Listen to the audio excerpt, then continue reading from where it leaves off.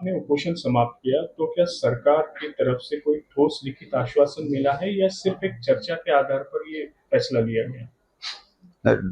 ड्राफ्टवरती चर्चा झाली. सरकारच्या मुख्यमंत्र्यांनी जो ड्राफ्ट पाठवला होता त्याच्यावरती चर्चा झाली आणि सगळे आता वरिष्ठ अधिकाऱ्यांचे आणि शासन स्तरावरचे निर्णय उद्या मंगळवारपासून सुरुवात होणार.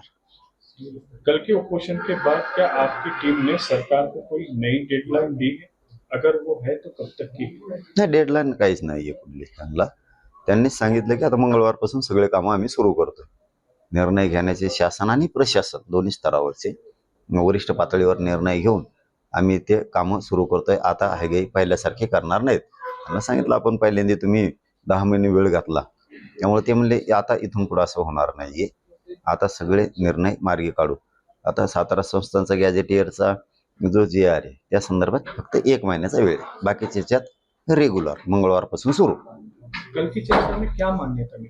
सगळ्या मागण्या जेवढ्या होत्या ते आता मंगळवारपासून सगळ्या मागण्यांची ते सूचना आदेश देणार आहेत.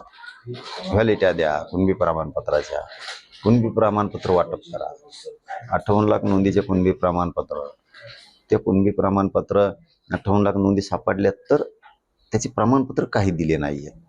ज्यांचे प्रमाणपत्र दिलेत त्यांना व्हॅलिट्या रोखून धरल्या होत्या सरकारनं. आता त्या सगळ्या मार्गी काढतात म्हणून त्यांनी सांगितले. हैदराबाद गॅजेटियरचा GR काढला होता, त्यानुसार प्रमाणपत्र वाटप करण्यासाठी हे कार्यपद्धती तयार करणं, सुलभता तयार करणं गरजेचं होतं. म्हणून त्याच्यात SOP एक त्यांनी तयार केली. तिच्यात काही चूक बरोबर आहे का हे अभ्यासकांना आपण तज्ज्ञांना बघायला लावलं.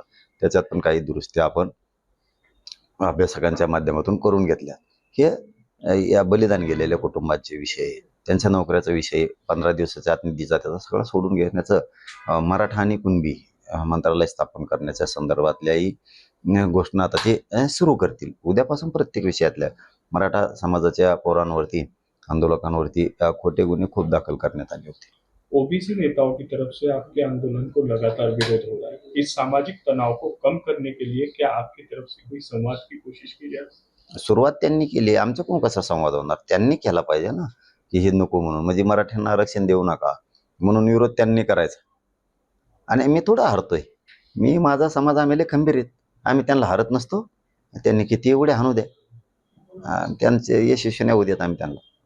मराठा समाज के युवाओं के नाम आज आपका कोई संदेश है क्या, जो इस आंदोलन को लेकर काफी भावुक और आक्रामक हो रहे हैं?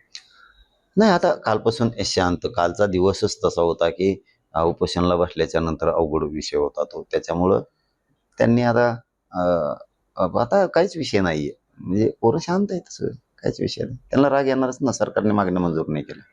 आपको मारने की भी साजिश की है और आपने नार्को टेस्ट की भी अपील की है, कैसा? हा, ते धन्याची माझी नार्को टेस्ट होणं गरजेचं आहे ना. घातपात कसा करायचा ठरवला होता त्यानं, काय होतं मग तो जेवणातून देणार होता विष का काय काय करणार होता हे बाहेर यायला पाहिजे ना. हे किती दिवस थांबवायचं आता? हा, दुसऱ्याचे लेकरं पुढे घालतो आणि त्यांचं वाटोळं करतो आणि त्यांना मरू घातलंय. मेले तर मेले आणि राहिले तर राहिले. आणि तू कर राजकारण आणि मरू दे, आमचेच.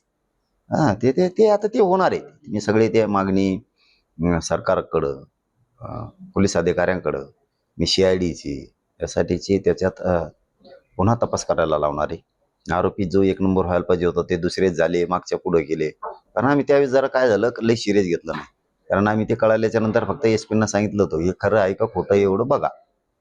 आम्ही काही एवढे कमजोर नाहीत. आम्ही अंगावर जायला तयार असतो. पण ते म्हणलं तरी SP ना सांगितलं की बघा काय असेल ते बघा. तुम्ही अभ्यासकांना त्या ठिकाणी निमंत्रित केलं होतं, अभ्यासक आले नाही, मात्र परत पुन्हा ते सोशल मीडियाच्या माध्यमातून व्यक्त व्हायला सुरुवात झालेली आणि त्यांनी एकूणच आंदोलनावर टीका करायला सुरुवात केली. कसं बघता त्याच्याकडे?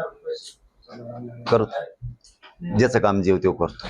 मोठेपण असतं ज्याला त्याला द्यायचं, आपण नाही देण द्यायचं.